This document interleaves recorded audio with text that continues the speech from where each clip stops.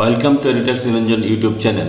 অন্ধ এবং অশক্ত ভোটারের ভোটদান প্রক্রিয়া প্রিসাইডিং অফিসার কিভাবে সম্পন্ন করবেন সেই নিয়ে আজকের ভিডিও। যদি কোনো প্রিসাইডিং অফিসার সন্তুষ্ট হন যে একজন ভোটার অন্ধত্বের কারণে বা শারীরিক অক্ষমতার কারণে ব্যালট পেপারের সিম্বল চিনতে পারছেন না বা ভোট দিতে অক্ষম, তাহলে তিনি ইলেকশন কমিশনের নিয়ম অনুযায়ী সঙ্গী বা কম্পেনিয়নের সাহায্যে ভোট দিতে পারবেন। তো যিনি সঙ্গী হবেন বা কম্পেনিয়ন হবেন তার কিছু শর্ত রয়েছে। সঙ্গীর বয়স 18 বছরের নিচে হলে হবে না। তিনি একই বুথে একই দিনে একজন মাত্র ভোটারের সঙ্গী হবেন। সঙ্গীর থেকে একটি ঘোষণাপত্র নিতে হবে যে তিনি ভোটারের ভোটটি গোপন রাখবেন। আর এই অন্ধ এবং অশক্ত ভোটার যতজন ভোট দেবে তাদের 14A ফর্ম 14A লিপিবদ্ধ করতে হবে। একটি ফর্মের মধ্যেই 14A 14A একটি ফর্মের মধ্যেই যতজন অন্ধ এবং অশক্ত ভোটার থাকবেন প্রত্যেকের নাম লিপিবদ্ধ হবে। আরেকটা বিষয় রয়েছে, যেটা হচ্ছে যিনি ব্লাইন্ড বা ইনফার্ম ভোটার তার বাঁ হাতের তর্জনীতে কালি লাগাতে হবে, আর যিনি সঙ্গী হবেন তার ডান হাতের তর্জনীতে কালি লাগাতে হবে। যদি তার ডান হাতের তর্জনীতে কালি লাগানো থাকে তাহলে তাকে সঙ্গী বা কম্পেনিয়ন হিসাবে অ্যালাউ করা যাবে না। তার মানে তিনি অন্য কোনো কম্পেনিয়নের সঙ্গী হয়েছেন। যদি তার ডান হাতের তর্জনীতে কম্পেনিয়নের ডান হাতের তর্জনীতে যদি কালি লাগানো থাকে তাহলে আপনি বুঝে নেবেন যে তিনি অন্য কারো সঙ্গী হয়েছেন। তো এই বিষয়গুলো আপনাদের মনে রাখতে হবে। ফর্ম 14A তো ফিল আপ করবেনই, আর declaration of the companion annexure 18 এটাও ফিল আপ করতে হবে এবং এখানে কম্পেনিয়নের সিগনেচার নিতে হবে। তো এবার আসি ফর্ম 14 এটা কি করে ফিল আপ করবেন। এখানে দেখুন list of blind and infirm voters, এখানে election to the house of the people from 0 to Alipurduar ST parliamentary constituency, এগুলো আপনারা মার্কআপ ইলেকটোরাল রোল থেকে লিখবেন। নাম্বারের নেম অফ পোলিং স্টেশন এখানে রয়েছে সেটা লিখবেন, আর কনস্টিটিউয়েন্সি নাম্বারটা লিখবেন, আর name of place of poll অর্থাৎ পোলিং স্টেশনের নামটা এখানে লিখে দেবেন, জায়গাটার নাম। এবার দেখুন কি রয়েছে চার্টে, part number, serial number of elector. যিনি অন্ধ এবং অশক্ত ভোটার তার পার্ট নাম্বার ধরে নিলাম আমি 202, আর ইলেকটোরাল রোলে তার সিরিয়াল নাম্বার রয়েছে 103। Full name of elector, elector মানে ভোটার, যিনি অন্ধ এবং অশক্ত ভোটার তার আমি নাম ধরে নিলাম কার্তিক দাস।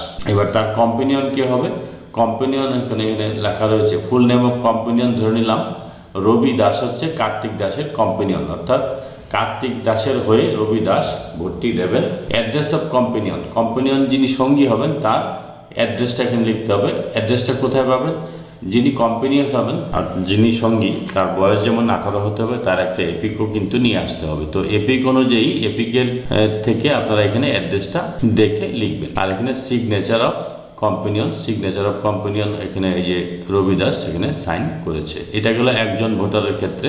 এটা একটা লিস্ট, আমি দুজনকে দেখিয়েছি। আরেকজন ধরে নিলাম গৌরী দে, তিনিও হচ্ছে ব্লাইন্ড বা ইনফার্ম ভোটার, তার পার্ট নাম্বার 202, সিরিয়াল নাম্বার ধরে নিলাম 55। ইলেক্টরের নাম গৌরী দে, কম্পেনিয়নের নাম অপর্ণা রায়। কম্পেনিয়ন মানে অপর্ণা রায় গৌরী দের হয়ে ভোটটা দেবেন। এপিক অনুযায়ী অ্যাড্রেসটা দেবেন এখানে, আর এখানে অপর্ণা রায় সাইন করেছেন। তো এখানে যতজন একটা বুথে যতজন ব্লাইন্ড এবং ইনফার্ম ভোটার থাকবে প্রত্যেকের এখানে নামের তালিকাতে একটা লিস্টে প্রত্যেকের নাম কিন্তু এন্ট্রি হবে।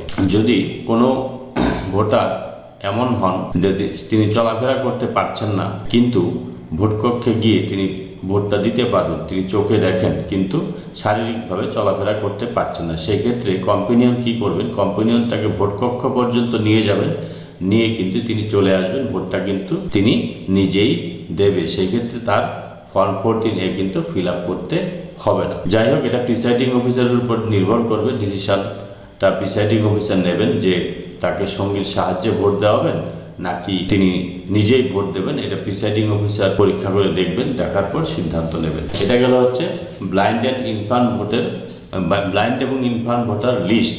তারপর এখানে সিগনেচার অফ প্রিসাইডিং অফিসার, এখানে একটা ডিস্টিংগুইশ মার্ক দেবেন, ডেট অফ পোলটা দেবেন। এবার এখানে দেখুন কম্পেনিয়নের একটা ডিক্লারেশন দিতে হবে, ঘোষণাপত্র দিতে হবে। ইলেক্টর কি, এখানে নেম কনস্টিটিউয়েন্সি, তারপর হচ্ছে পার্লামেন্টারি কনস্টিটিউয়েন্সি এগুলো লিখবেন, নেম অফ পোলিং স্টেশন লিখবেন। এখানে দুটো ঘটনা রয়েছে, এ এবং বি।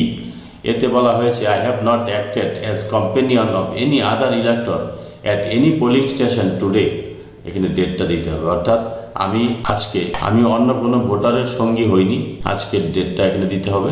2 নম্বর কি, তাকে একটা ঘোষণাপত্র দিতে হবে, তাকে অঙ্গীকার করতে হবে যে I will keep secret the vote recorded by me on behalf of Kartik Das. অর্থাৎ কার্তিক দাসের হয়ে আমি যে ভোটটি দিয়েছি, কার্তিক দাস যেখানে বলেছে সেখানেই ভোটটি দিয়েছি, কিন্তু এই কথাটা আমি গোপন রাখবো। কার্তিক দাসের হয়ে যে আমি ভোট দিয়েছি, আমি কোথায় ভোট দিয়েছি সেটা আমি গোপন রাখবো।